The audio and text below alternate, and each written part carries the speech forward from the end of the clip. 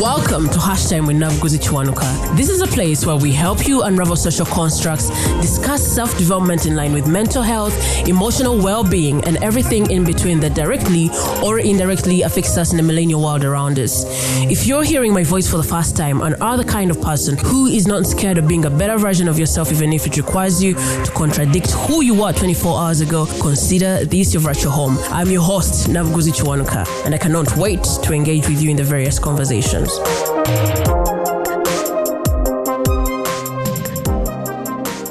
For today's moment of reflection, we are having someone who featured on the podcast in March, and that is none other than Natsite. Natsite is a teacher and the proprietor of KiLEMBA. During her moment of reflection on the podcast, we touched a bit on both of the things that she makes money from. For lack of a better word. So we talked about KiLEMBA's experience in 2022 and her experience as a teacher, because schools just reopened this year in Uganda, and I found it important for her to touch the anxiety and discomfort that came with the reopening of schools on the part of the students. Let's jump into it. Natsite, welcome to Hashtag with Navuguzi Chiwanuka. Thank you, Navuguzi. We are coming to the close of 2022. And you're one of the people that featured on the podcast. What has 2022 looked like for you, especially from the time I last hosted you on the podcast? It's been a year of growth and learning and unlearning most things. Yeah. In terms of business, in terms of like the professional work, which is teaching, and my relationships with people. Yeah, it's been a year of learning and learning. So I don't know where to start from. All right. So what are the things that you feel like you should carry into 2023? The things that you have experienced? The things I should carry to 2023 include keeping on with the work, like working hard. Because at the end of the day, I need to eat. I need to eat. I need to pay rent. I need to take care of my loved ones. Yeah, I that's one of the things that I think I need to keep on doing. And also another thing is hearing people's stories. This includes listening to podcasts and then watching some vlogs. Yeah. There's a lot of inspiration around us, and sometimes we limit ourselves by not giving people a chance, like not listening from other people. Right. And I think, that's something I keep on advising people, even especially my siblings and friends. Like sometimes they're talking about something and I'm like, have you ever listened to this? Have you ever watched this? Because I feel like that there are a lot of things that we can learn from different people. And I'll keep doing, I think that that's one of the things that I'll keep doing, learning from other people. And then also keep on being an inspiration to students, because I teach.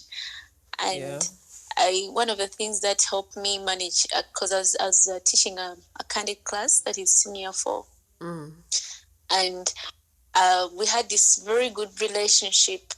You know, when we're studying, we used to fear our teachers so much. And I think that's one of the things that limited us from always approaching them for maybe assistance. So this year I had a very good relationship with my students. And it's unfortunate that it was senior 4 and they left. I really hope they come back. Some of them come back to the school. As a teacher, I think you've pointed out something that I find important for us to highlight, because we're looking at the last years being largely affected by COVID-19, and schools were closed for the most part. What are some of the things, now that schools open this year, what are some of the things that you feel like, this should have been talked about in regards to students and the way how schools are looked at? I think one of the things that we needed to have talked about before that, or something that we need to keep talking about now that it happened, is skilling students. Yeah. I remember one student told me, because actually when schools reopened, the students were under so much fear. There's one who stayed. Yeah. Fear of what? Fear of schools closing again. Oh yeah. Because there's this, they kept, Madam, are we going to close again? Are we going to go back? Madam, we are hearing there is Ebola. Madam, there's another variant. So they were so scared. And I think for them mostly was staying in one class. Because like staying in class, for 2 years. Because they kept on saying, now we're not going to go to the next class. We're not going to sit our exams. So we kept on counseling them and always telling them that everything is going to be okay. Yeah. But you know where the complexity is in the counseling? Having to tell them that everything is going to be okay when you don't know which variant is coming. Exactly. Exactly. So we were under so much fear. There's a student who said, that I was talking about, he said, Madam, if I should, he was like, Wallahi, Madam, this time if they close, I'm coming to your place. And I'm like, okay, what are you coming to do at my place? And he said, I'm going to come and work for you as a houseboy. Where? Yeah. It's like we're just in the villages. We're not doing anything. We're just home. Yeah, and I felt like we needed to have doing things outside school. Like what else can they do apart from just sitting at home? Yeah. So I think we need to do the skilling, and then we need to keep on counseling students for uncertainties, honestly. And what has 2022 looked like for you, the proprietor of KiLEMBA? Ooh. KiLEMBA. KiLEMBA, it's been a good year. Right. Honestly. I feel like so many people have got to learn about KiLEMBA this year. And it's mostly because of the friends that I have.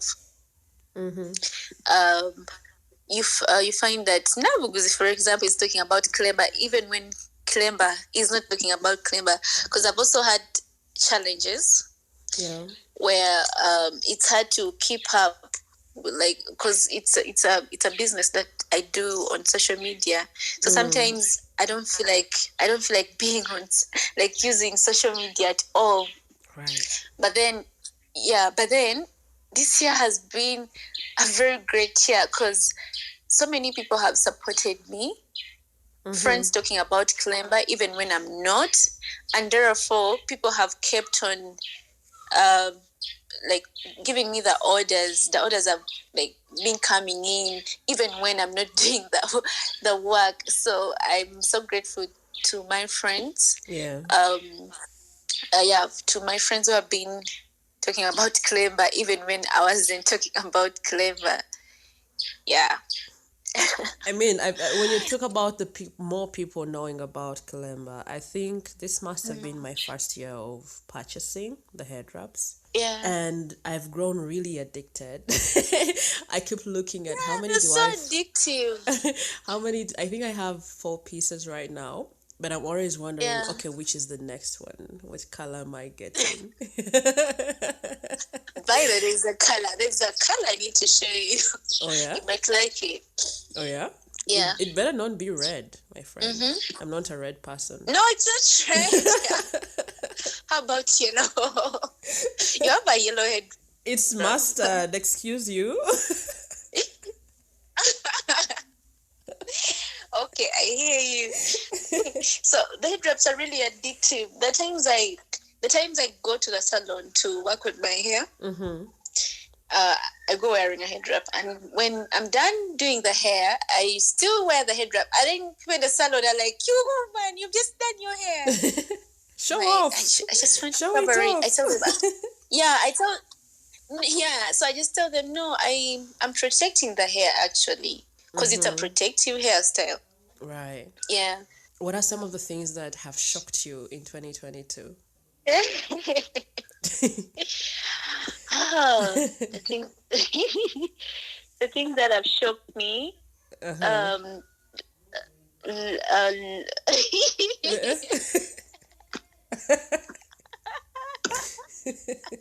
it's something that we were talking about earlier. What was that?